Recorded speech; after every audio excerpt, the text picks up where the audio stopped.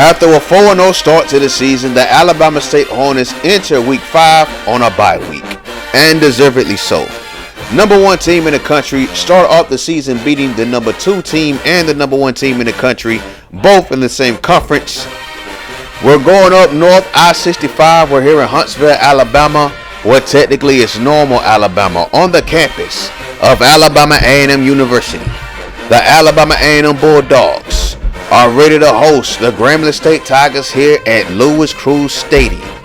So let's get into the action. We're going early third quarter, no action in the first half. A&M is up 3-0. Will Bell sells the play fake right there. He got popped, and that pass is caught on a slant pattern. What a catch that was. That's Trevor Roth. Touchdown, Grambling State. Look at that catch right there on the slant pattern, a 62-yard strike.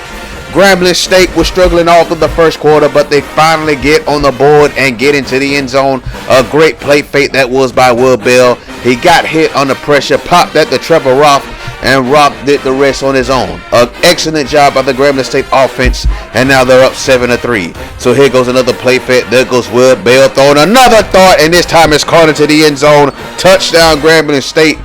It's C-squared, a.k.a. Cameron Carter, on a great touchdown catch, a 33-yard strike. That is now 14 unanswered points for Grambling State. Here they go on offense once again. Will Bell pops it. This time it's picked up by Alabama A&M. That looks like Jerome Stewart, starting linebacker, touchdown Bulldogs. Makes that interception on the flat pattern, and he takes that thing to the crib untouched. Too easy for Jerome Stewart. So here goes Will Bell looking to redeem himself. He steps back to pass once again. He's throwing dots, and look at that catch right there. An excellent grab by the Grambling State wide receiver. 2nd and goal now. They give it off to Robinson, the fullback. Touchdown, Grambling State. An excellent way to redeem yourself after throwing an interception on the previous drive. Robinson going in with ease, and now the lead is 21-10. So here goes Montrell Reed and the Alabama A&M offense. They've been struggling all day, and there goes another pick six. This time is Grambling State starting linebacker Derek Hawkins. Grambling State comes all the way from Grambling, comes up to Huntsville, we're Normal, Alabama, and defeat the Alabama A&M Bulldogs 28-10. Great job by the Grambling State Tigers. So from Normal, Alabama, we go down to the Florida Panhandle. We're here in Tallahassee, Bragg Memorial Stadium, home of the Florida A&M Rattlers. We are hours from kickoff, but the Florida A&M Rattlers are set to take on the Arkansas Pine Bluff Golden Lions, who come in from Pine Bluff, Arkansas. Should be an interesting game.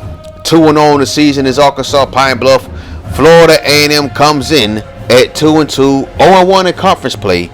They're looking for their first conference win of the season. Florida A&M had a great season last year, but looks like it's been up and down so far this year. They did lose a lot, and I believe they are without their starting quarterback right now. We'll look into that later. We'll show you who the backup is.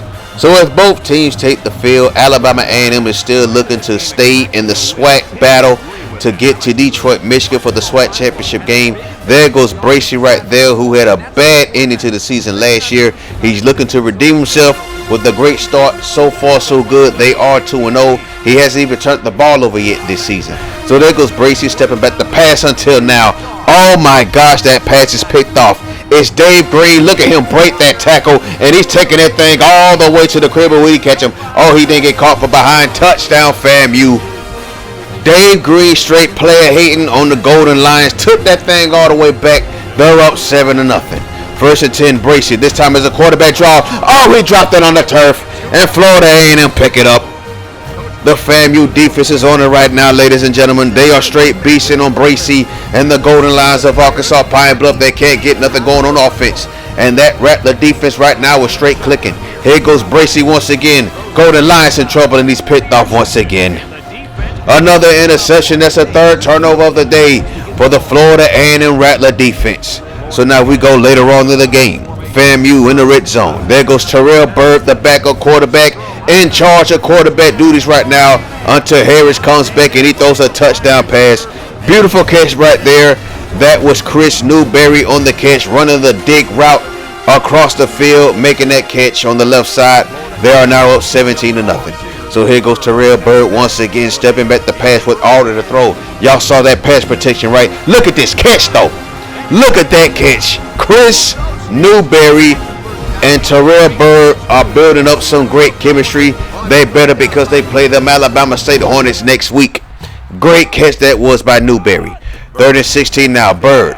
Once again, great pass protection. Looks deep in the end zone and the pass is caught by Chris Newberry. Touchdown, Florida A&M. Newberry and Bird building a great connection. The Rattlers are now putting the Golden Lions in the split. The lead is now 24-0 in favor of Florida A&M. On the ensuing kickoff, Arkansas Pine Bluff looking to get something going as they get the ball back. The ball's filtered in the end zone, and he drops it on the turf once again. And all the Rattler defense recover it. A nightmare game for Arkansas Pine Bluff. Now look at Bird this time. Once again, under pressure, and the pass is picked off in the end zone. That's probably the only mistake that Bird has made all game, man. Other than that, he's been spot on. So we go later on, fourth quarter, 3rd and 4 situation. There goes Bird, low and an absolute dot downfield, and the pass is caught. A beautiful catch that was. That was an amazing catch right there. I believe that was Brian Myers who made that catch. 3rd and goal at the 1-yard line. Here goes a play fake, and this time Bird pops it to his tight end. Oh, take that back. That right there is Brian Myers. Touchdown, Florida A&M. It was all Rattlers all night. 31-0 win for the man in the orange and green. Great performance. What the hell is that? Yeah. So now it's time for some MEAC action. We're here at Oliver C. Dawson Stadium in Orangeburg, South Carolina, home of the South Carolina State Bulldogs. Now the stereotype is that cats and dogs don't like each other, and this may be the case today. The Tennessee State Tigers are here from Nashville, Tennessee. They're here to take on the MEAC foe South Carolina State Bulldogs in a very critical matchup. This is for who's going to be in first place in the MEAC. Whoever wins this game is a high possibility they might be competing with Hampton to win the MEAC title later on in the season. And of course, as you know, the reward is a trip to New Orleans for the New Orleans Bowl. Great atmosphere here in Orangeburg, South Carolina. Looking for a great game right here. 3-1 in South Carolina State. The Tennessee State Tigers are 2-1. A nice crowd as well. Howard, though, I forgot, not Hampton, but Howard are the ones running this conference right now. So the Bison of Howard are running this conference right now in season 9. But being profiled for today's game as both teams take the field is Derek Moreau, the quarterback for South Carolina State. Leads the team, of course, in passing yards. He's the starting quarterback, no duh. 7 touchdowns on the season so far, along with 4 INTs. He's looking to improve that. So here goes Moreau stepping back the pass. He throws it deep downfield, and that's a beautiful catch right there. Excellent catch that was by the true freshman. South Carolina State didn't get nothing going on after that. They take a field goal. They're now up 3-0. But look at Tennessee State throwing this dot downfield. Wide open is Andrew Harris, and he takes that thing in for a touchdown. Mike Joseph with an absolute dot downfield to Andrew Harris, and the Tennessee State Tigers are now up 7-3. Here goes Joseph once again going downfield, and look at that excellent catch that was. Beautiful catch, man. Mike Joseph got an arm on him, man. We might see him in the league next season. Who knows? I don't know. 2nd and 2 now at the 9-yard line of South Carolina State. Mike Joseph with the play fake. Mike Joseph looking in the end zone. That pass is tipped and intercepted. That pass had no chance. There were nothing but blue jerseys in front of that ball, and somebody was going to get their hands on it eventually. So 3rd and 10 now. There goes Moreau stepping back, throwing it off his back foot, and the pass is caught. Takes it into Tennessee State territory. He's tackled around the 45-yard line. A great play that was. 2nd and 5 now, same position. Joe will take that back. Moreau pops it, and the pass is caught for a touchdown. Derek Moreau finds Ryan Stevens downfield. An excellent pass. A great catch. And just like that, the South Carolina State Bulldogs are back in the lead, 10-7. So here goes Moreau stepping back the pass again. This time he pops it in the flat. The pass is tipped and intercepted. That's a linebacker. That's Avery Williams taking it all the way back for a touchdown. A pick 6 for the Tennessee State Tigers. Avery Williams goes all the way back for a pick 6 and puts the Tennessee State Tigers back on top. The lead is now 14-10 in favor of the Tigers from Nashville. So here goes Moreau again. Steps back the pass. Pops it the other way. And the pass is picked up again by Williams. Williams with an amazing day. He should have go in for a touchdown right there, though. He got chased down by Armstrong, but nevertheless, another excellent play by Williams, setting his offense up for great field position at the Bulldog 1-yard line. Mike Joseph goes to work. Touchdown, Tennessee State. He finds Joe Jacobs, one of his starting tight ends. Well, one of his tight ends. I don't know if he starts or not. Finds him, goes into the end zone. 21-10 is your score right now in favor of Tennessee State. Look at Joseph popping his pass, though. Look at this right here, though. The freshman, Justin Lane, going up the left sideline. Touchdown, Tennessee State. This cat right here is just a true freshman making plays like that. Excellent move that was by Mike Joseph, finding Lane in the flat, takes that thing all the way to the crib. He really turned on the speed right there. Just bad job of angle tackling by South Carolina State. The Tennessee State Tigers win 28-10, a big win that was for the Tigers. They go all the way back to Nashville, Tennessee with a big win and still battling Howard for that spot in first place. So here go the rest of the scores around the HBCU World. Southern beat Stanford. Jackson State picked up their first win. Of course, you saw Grambling State beat up on Alabama A&M. Texas Southern beat Marshall for their first win of the season. You got Hampton beating Bethune-Cookman 29-26. And finally, you have Florida A&M shutting out Arkansas Pine Bluff. Then let's go over to the MEAC. Howard beat Boise State in overtime. Howard is not playing. Morgan State beat North Carolina A&T. Of course, we saw Hampton and Bethune-Cookman from early. And of course, we saw Tennessee State beat South Carolina State 28-10. Let's go to the players of the week. In the SWAC, we have Alex Malone for Texas Southern. And we have Dave Green for Florida A&M on that pick 6. Look at Malone, though. 4 total touchdowns, 338 passing yards. Over at the MEAC, Todd Williams with a career day. And of course, we have, well, his name is Anton. My bad, y'all. Anton Williams wins Player of the Week. 8 tackles, 3 tackles for loss, 2 interceptions, a forced fumble, and a pick 6. Now let's get into some recruiting news. Cliff Fitzpatrick, all the way from Connecticut. He has us in first place. Poor potential, excellent discipline, but we need those hands. All the way from Utah, we have Josh Avery, who is set to make his official visit to Alabama State. He is coming to see us play Bethune-Cookman in week 8. We got them in 2 weeks. We was going to schedule him for the Magic City Classic, but we want to go ahead and lock him up as fast as we can. We need that 4.2 speed in our secondary, and he's coming all the way from Utah.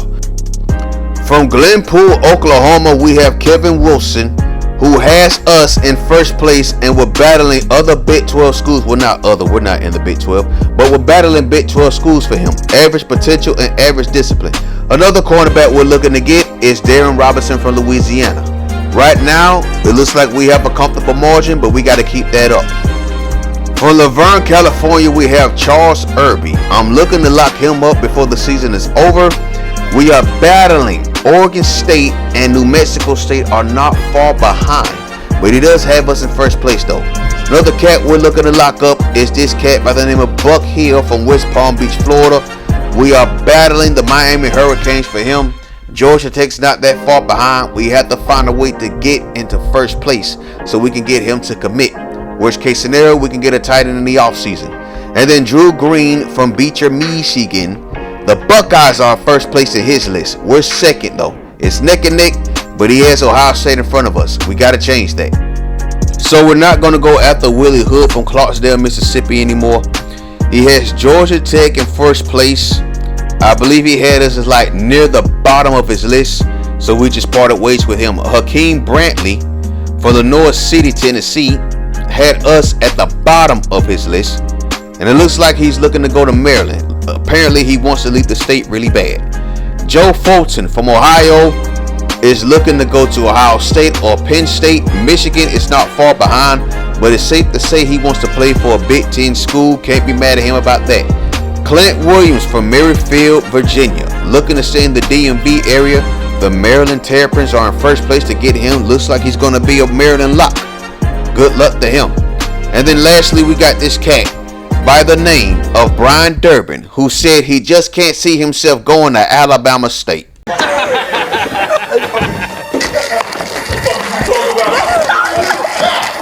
Hey, yo.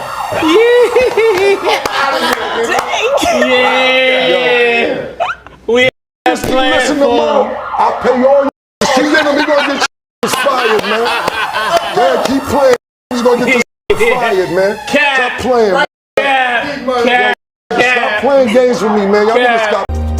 All those Biletnikoff Award winners, multiple receivers that have Heisman trophies, but he can't see himself going to Alabama State. Yeah, all right, man. But anyway, join us next time. We're going down to Tallahassee Bragg Memorial Stadium. It will be the scene. We're taking on the Florida A&M Rattlers. Hope to see y'all there. Peace.